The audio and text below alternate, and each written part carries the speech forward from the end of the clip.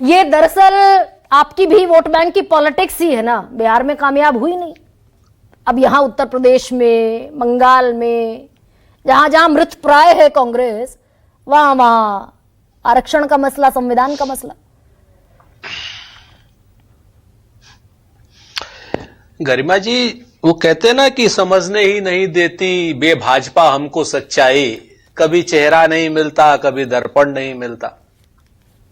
अब हम खराब हैं, कमजोर हैं, इस बात से लोकतंत्र का क्या लेना देना है। हम खराब हैं, बहुत कमजोर हैं, हमारे पास कुछ नहीं है, इस बात से संविधान का क्या लेना देना है, मुझे बताइए। हर चीज चुनाव के बरक्स क्यों देखी जा रही है। आप हमको ये बता दीजिए, जो लोग ये कह रहे हैं कि वोटर लिस्ट जो है नागरिकता का अधिकार नहीं आपका प्रमाणित करती है, बात सच है। हाँ। लेकिन अगर आदमी वोटर नहीं है तो वो नागरिक भी तो नहीं रहेगा। ये वोटर नहीं से नागरिक नहीं तक रहने तक का ही सफर तो ये एसआईआर का है। इसी सफर के बीच में तो आरक्षण है। आप हमको बताइए ना, आप मुझे बताइए, उत्तर प्रदेश में पिछले 8 साल से Bharatiya Janata party on record कह रहा हूं, और 11 साल से ज्यादा हो गए हैं क्या नाम केंद्र में। नहीं तो ये दलित आपका वोट बैंक है, ये कॉपीराइट आपको सुरेंद्र जी। सुनिए ना सर, 84 है एससी की सीटें रजिस्टर्ड, जो एससी के लिए आरक्षित है। ये तो सही कह रही हूं। उसमें से 48 भारतीय जनता पार्टी जीत जाती है, फिर 40 भारतीय जनता पार्टी जीत जाती है। भाई दलित उनका वोट बैंक है, वंचित शोषित उनका वोट बैंक है, क्यों काटेंगे वोट। ये बड़ा मसला है। आप लोग चुनाव की जीत से ही सारी चीजों का क्यों कंपेयर करते हैं। चुनाव में अगर वो लोग 88,000 वोट लेकर के जीते और हमें 86,000 वोट मिले, तो इसके वो 86,000 वोट क्या मूर्ख हैं। हम तो 88 प्लस 86 दोनों के लिए लड़ेंगे ना। अगर आप उनका वोट काटने की कोशिश करेंगे तो लड़ना हमारा धर्म है ना, चाहे वो दलित का वोट हो, चाहे वो आपका वोट हो, चाहे मेरा वोट हो। ये तो लोकतंत्र के तकादे की बात है। आप चुनाव की हार जीत से इसको क्यों, ये बड़ा एक लेम एक्सक्यूज हो जाता है कि जब हर चीज को चुनाव की हार जीत से देख लिया, 2 मिनट के लिए चुनाव की हार जीत को भूल जाइए, हम हार गए, भूल गए। लेकिन राधिका कह रही है भूल गए सर, के प्रति, संविधान के प्रति। अरे भाई बीच में प्लीज, मतलब ये दिस इज थोड़ा सा मुझे बोलने दीजिए। बोल लीजिए। लेकिन राधिका को एकोमोडेट कर लेती हूँ। राधिका कह रहे हैं आपने बिहार में इतना वोटर अधिकार यात्रा निकाली है, एक शिकायत आपने नहीं दर्ज की। परेशान मत होइए सुरेंद्र जी, सवाल ले लीजिए, बताइए। नहीं, सवाल के पहले जवाब तो ले लिया कीजिए ना, उसके बाद नया सवाल कीजिए। हमें कोई दिक्कत थोड़ी, हम तो बैठे हैं आराम से। मैं आपसे बताता हूं, राधिका जी हम लोगों की बहन की तरीके से हैं, चली गई हैं उधर, वो अपनी जगह पर है। इनको शायद जानकारी नहीं है, 76 लाख शिकायतें हमने भेजी थी। 76 लाख। किसने? एक दो शिकायतें नहीं भेजी, किसने? 76 लाख शिकायतें भेजी थी। और मेरे पास ऑन रिकॉर्ड है, चुनाव आयोग के पास भेजी थी।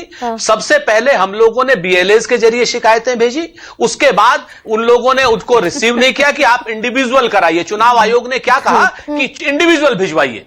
और जब हमारे लोग, अब बताइए 76 लाख लोग इंडिविजुअल कैसे देते। अब जब हमारे लोग वहां जाने लगे तो कहने लगे टाइम खत्म हो गया। उसके बाद हमारे जिला अध्यक्षों ने, 38 जिलों के जिला अध्यक्षों ने अपने लेटर पैड के बाकायदा लिख करके वो 76 लाख शिकायतों के प्रमाण पत्र के साथ सारे जिलों के अधिकारियों को दिया। तो चुनाव आयोग ने कहा यह फॉर्मेट में नहीं।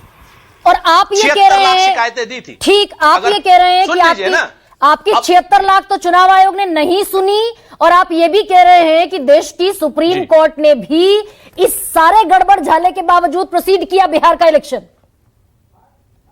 नहीं, ऐसा नहीं, आपकी गलत फहमी है। चुनाव आयोग के खिलाफ केस अभी चल रहा है, और चुनाव आयोग के खिलाफ केस अभी एक और बहुत बड़ा चलेगा, क्योंकि चुनाव आयोग को बाकायदा यह जवाब देना पड़ेगा कि जब सुप्रीम कोर्ट में ऑलरेडी वोटर लिस्ट जो है वो फ्रीज है, तो उस फ्रीज वोटर लिस्ट का आप एसआईआर कैसे करा सकते हैं।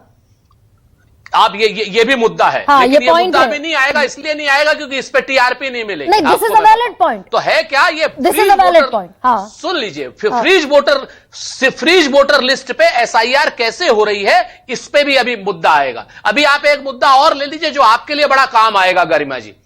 उत्तर प्रदेश में जब से हम होश में हैं, तब से भारतीय जनता पार्टी का नगर निगम है। यहां की मेयर है सुषमा खरकवाल जी।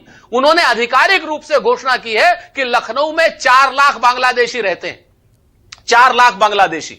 हम उनकी एसआईआर करा के हम उनको हटा करके हम उनको डिपोर्ट करेंगे। 8 साल से इनकी सरकार है, 30 साल से नगर निगम है, और 11 साल से अमित शाह की सरकार है दिल्ली में।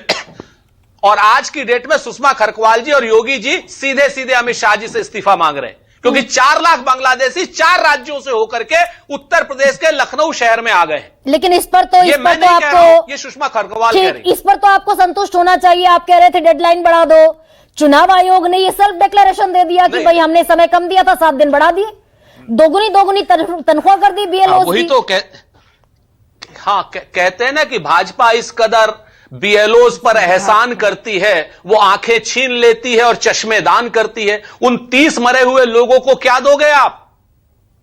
अमानवीय कृत्य जो आपने किया है, जो उनके काम होने के बाद, जब पहली चीज तो यह है कि बीएलओज का आप असलियत समझ लीजिए। बीएलओज की असलियत यह है कि वो टीचर हैं, पहले शिक्षण का कार्य करेंगे, उसके बाद बीएलओ का काम करना है उनको। शिक्षण का काम प्रभावित नहीं होना चाहिए, इनके इसमें लिखा हुआ है, ठीक है ना। नंबर 1। नंबर 2 30 बीएलओ से ज्यादा मौत के काल के गाल में समा चुके हैं। नंबर 3, आज की डेट में जब ये मर गए हैं और जब हम लोगों ने लगातार मांग की कि 3 महीना बढ़ा दो, हमारे यहां तो चुनाव है नहीं, आपने 7 दिन बढ़ाया है, तो आप 7 दिन में क्या कर लीजिएगा? अच्छा, 1 सेकंड, ठीक है, ओके रविंद्र, 34 पर ये